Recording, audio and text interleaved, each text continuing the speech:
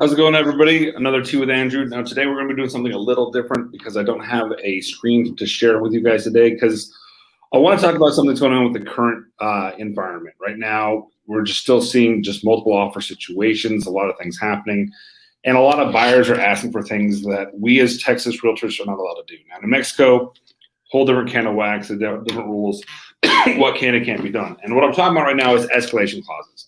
You hear a lot of buyers that are saying, hey, we want to get any advantage we can get. We want to make sure what we can and can't do. We want to get this house. So we're going to offer an escalation clause. Now, example on an exclamation clause is escalation clause. Excuse me.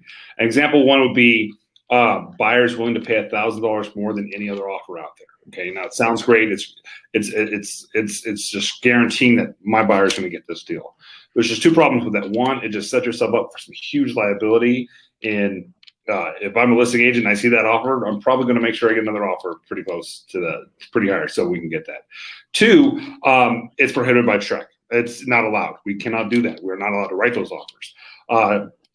TREC rule number 537.11 B5 says license holders may not draft language defining or affecting the rights, obligations, or remedies of the principles of a real estate transaction, including escalation, appraisal, or other contingency clauses. So what I'm saying is, even though one, it's a scary situation for your buyer to be in, two, it's illegal. You can't do it. We as Texas realtors have no right. It's violating our license our license abilities to write that offer.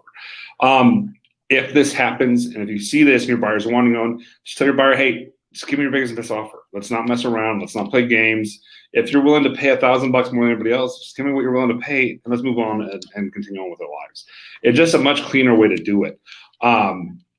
Because otherwise you're obligating yourself to having to use an attorney to create that clause, which is going to cost you $250 to $500 for that attorney, and that's only for the definition of it.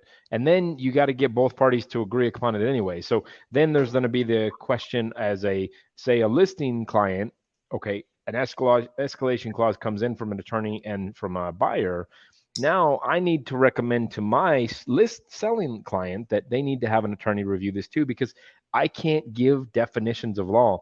There is a reason that we have a broker lawyer committee to work through these forms in advance.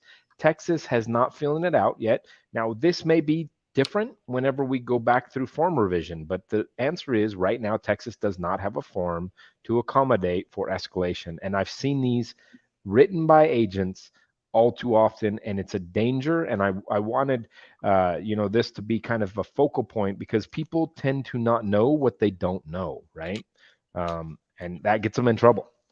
Well, and like we said, and why I wanted to bring this up mainly is, even if you are a listing agent and you see one of these, you can't start explaining to the seller what it means. You're interpreting law in those situations. So now you may be putting your buyer in a worse situation, because if I'm a listing agent, I'm going to say, listen, if you want me to explain this contract explained to you, you have to go hire an attorney. And well, I don't want to waste my time with that. Just give me something else. I mean, right now, it sounds great. It sounds like a great idea. It sounds like a great edge for your buyer. But in reality, we just need to do what goes right by our buyer and say, listen, if you're serious about this house, give me your biggest and best offer, and let's move on down the road. If it's meant to be, it's meant to be. If it's not, it's not. It's just a situation where it sounds like a great solution, but it's going to create so many more headaches and problems, especially if you write an escalation clause yourself. You get another agent who's going to file a TREC complaint against you. You got a buyer or a seller who's going to file a TREC complaint against you. It's not something you want to worry about and risk. No deal is worth your license. No deal is worth the fines or the headaches of TREC coming down and doing an investigation on you.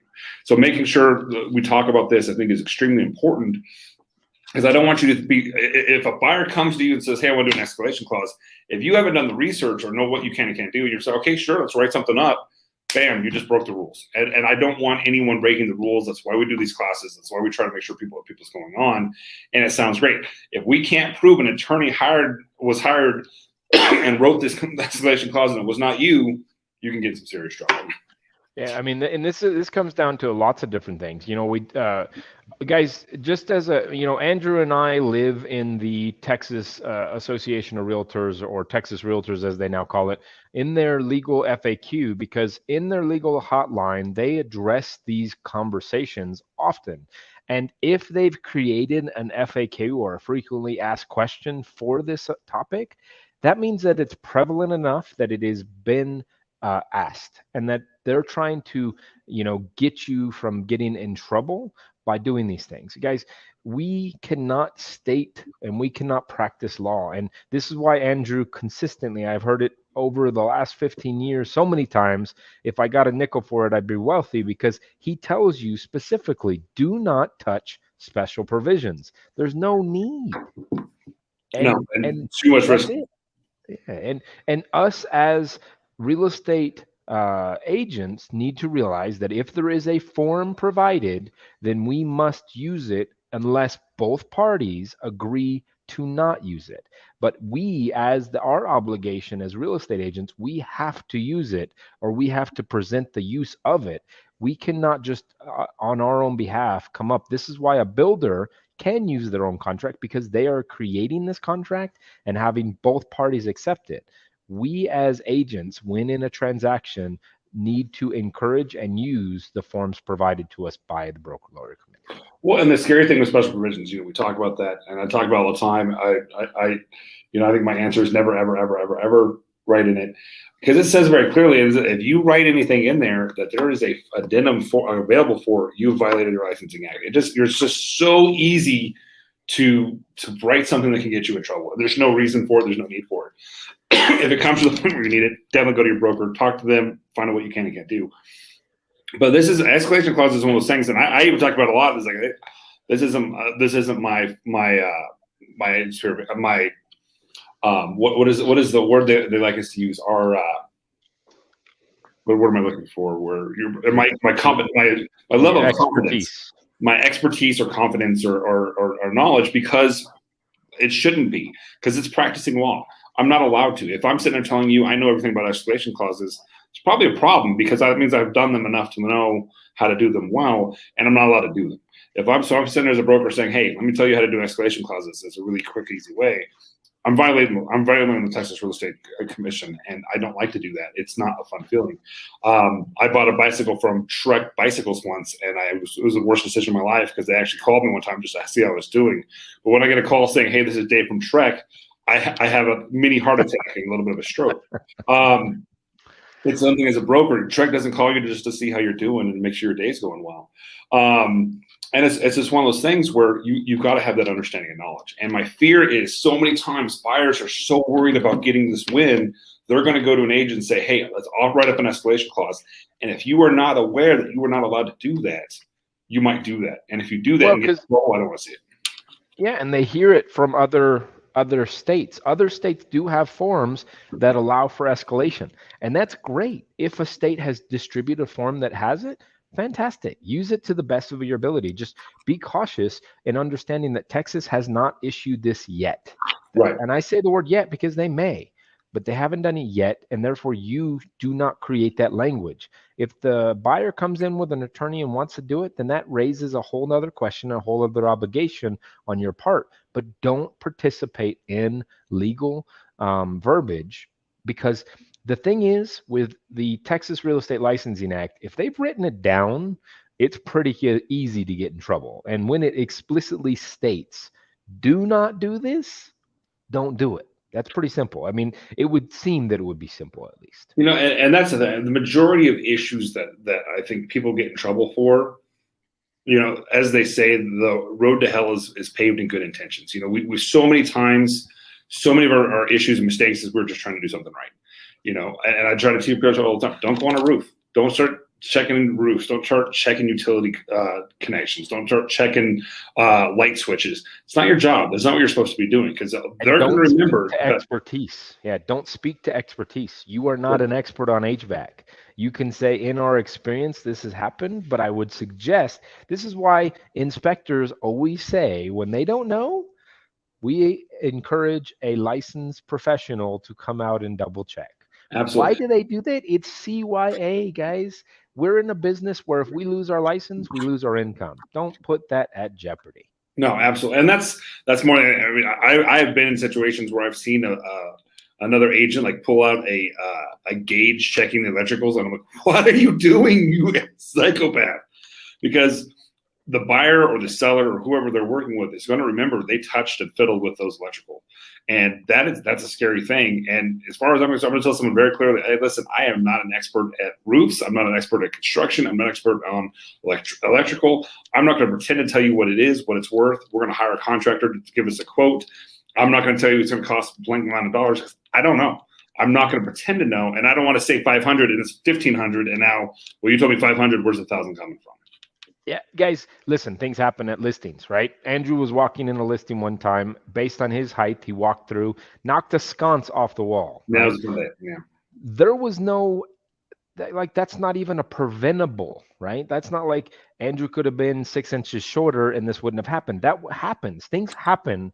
And therefore, we already have enough things that we have to worry about happening. Andrew has to find a sconce that he broke that matches the other sconces. That's already part of our job. Don't add more frustration and more layers of, oh crap, I got to deal with this now. Don't do that. There's no need. Our business is hard enough as it is. Don't make it harder on yourself by going to these, listening to these other markets and what they're winning with. If we don't have the document, don't use it. It's as simple. No, absolutely. And that's the thing is I keep hearing people saying, hey, what do you think about escalation clauses? And the answer in Texas better be, I don't. Because we don't have the ability. Now, New Mexico, and that's one of the scary things is we're so close to New Mexico. New Mexico has an escalation clause ability to it. And if you're dual licensed, you might be like, oh, no, I know how to do this. It's easy. You can do it in New Mexico. We can't do it in Texas at this time. They're in the process of changing some forms around. I've heard rumors that they're going to be looking into an escalation clause in the future. But until we have it, we don't have it. September is going to come around, and the 1 to 4 family contract that just got updated in April has already got an update coming. So we're going to be talking about that when the time comes. But don't assume you know what's going on. Do the research. Make sure you understand. And if you hear someone saying escalation clause as a buyer, just say, listen, instead of that, let's just give our biggest best offer and be serious about this house. Because even if I get an attorney to write up an escalation clause, now the seller has to get it, understand it, and agree with it. And if I'm the listing agent, even what Texas Realtors recommends is send them an offer to resubmit saying, I don't like your escalation clause, take it out. So I strongly recommend explaining to your client, listen, I can't do law, that is practicing law, and these are the issues that come with it. Because let's be honest, if you say I'm willing to pay up to $190,000 in escalation clause, and there's a good chance you're realistically going to be paying $190,000. Just right, Andrew, put in an offer for $175,000, right? Yeah, exactly. I mean, is that even illegal? Because at the end of the day, you're bringing an offer, you'll buy it at $185,000, right? That's the point. Is that the question of whether the legality falls into play of an offer arriving that just happens to push your offer up? Come on, guys, it's leaving too much out for dirty laundry to get even stinkier. So exactly. just in that sense, guys, just remember, reach out to your broker when you have these questions of, I'm not really sure. Don't just act and then ask and then act, right? I've always said I'd rather spend 5 minutes answering a question than 5 days solving a problem. And it's a pretty accurate statement. If you can ask my wife, I get calls at 7, 8, 9, 10 o'clock at night, and I will gladly take those calls if it stops me from having to deal with the issues tomorrow. Very true. But guys, just think about it, have that conversation, have that knowledge, go out there with that and understand it. And we'll see you next week and with some new stuff to go over. See you guys. Appreciate it.